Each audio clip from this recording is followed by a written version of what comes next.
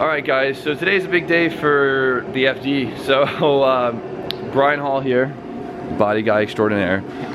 So he actually works on the road and he's actually a frame tech. That's like his job profession. He does all type of body works, but frame tech is his title. And good thing because I have a boofed up frame rail on my FD. Yeah.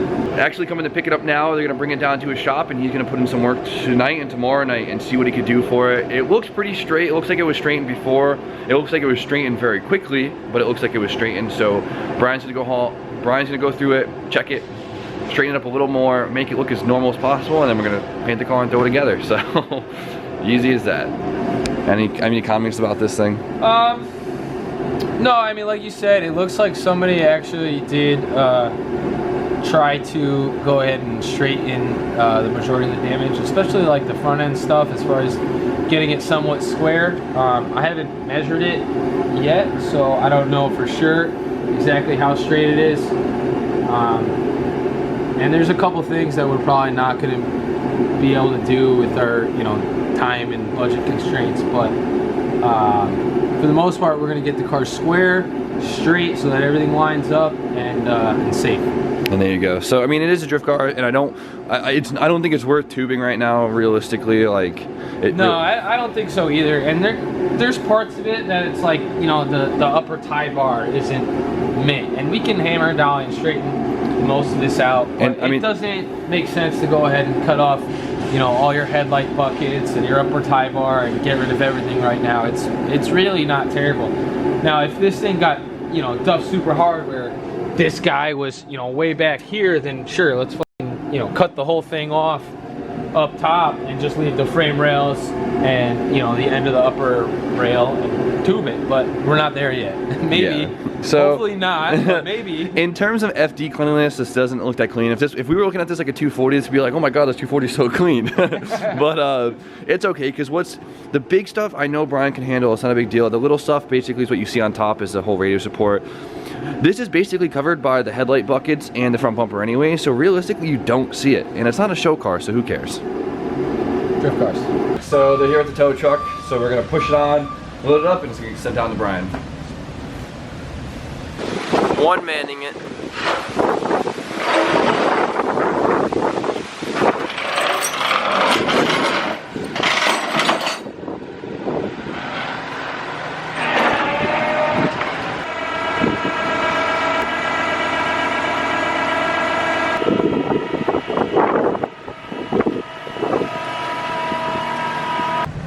I know, Tucker. I know. Goodbye, FD.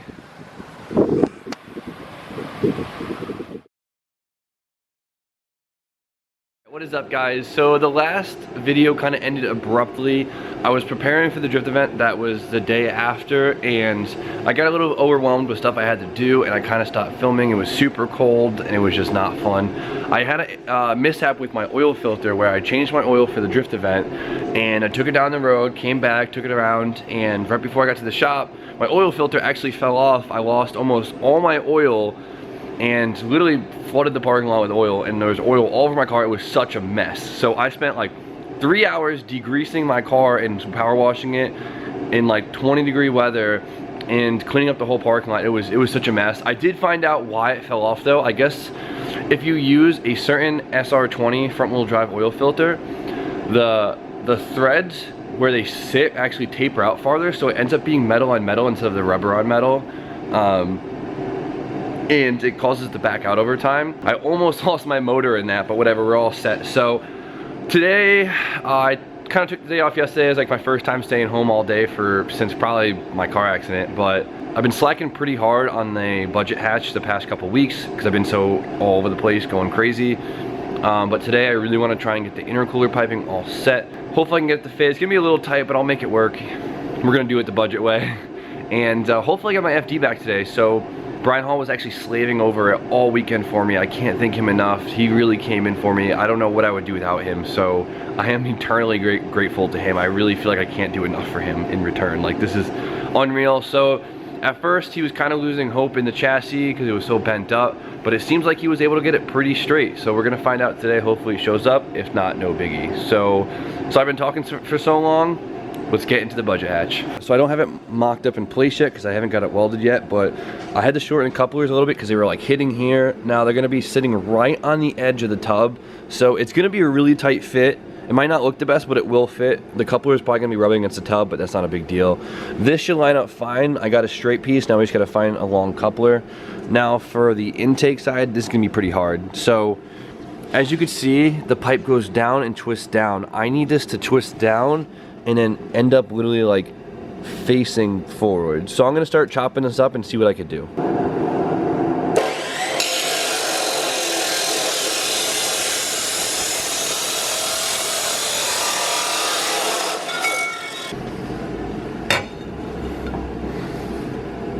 Look at that. That's not bad. I think that'll get it done. So I think I have everything cut and marked up. Now I've made all the piping with the intercooler not on the car, so if it doesn't line up 100%, I'm hoping that I can kind of use couplers to just like make up for the difference, because you know, you can kind of wedge them a little more loosely than you can with the metal pipes. So we'll see. I'm gonna feel really bad if I have to chop it up and have Justin lay some more beads for me, but I'm gonna drop this off at his shop and hopefully you can get to it today. If not, no worries. So fast forwarding about 2.5 hours. So my car was actually dead and the jump pack was dead too, so I had to wait and get my car jumped and then drive to Justin's. I just dropped off all the intercooler piping. And I just stopped at my buddy's body shop to check out the FD because it has been on the frame machine, and it seems as if the car will never be perfect again, ever. It's just how it is, but he was able to make it work. The car was bent in every which way horribly, and it looks like someone tried to half-ass repair it once. It's a really screwed up situation. I can't believe this guy sold this car to me with any bit of conscience to him at all. Like with each car, for frame techs, they kind of give you a measurement range of what is good tolerance, I guess, and all the suspension is in good tolerance, which means the car will handle fine, it'll drive fine. Ryan was able to put in so much work to get this whole front end to line up.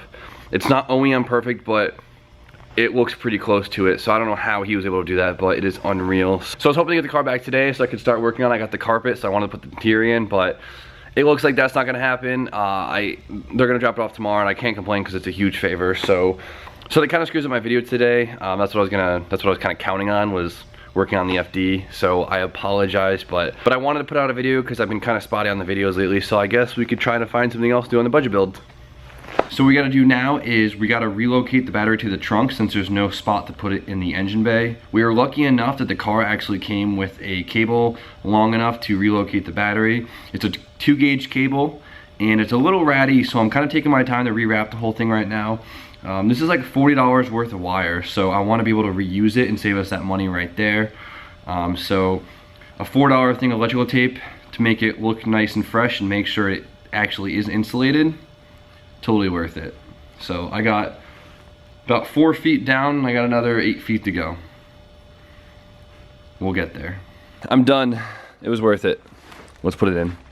So going underneath the car is a little bit easier if you have like a full interior that's hard to take apart. With S13s, it's very easy. You can kind of go through the wheel well, behind the B-pillar, and between the carpet and like the rail of the door, and right out the firewall. It's really easy, so we're gonna do that right now.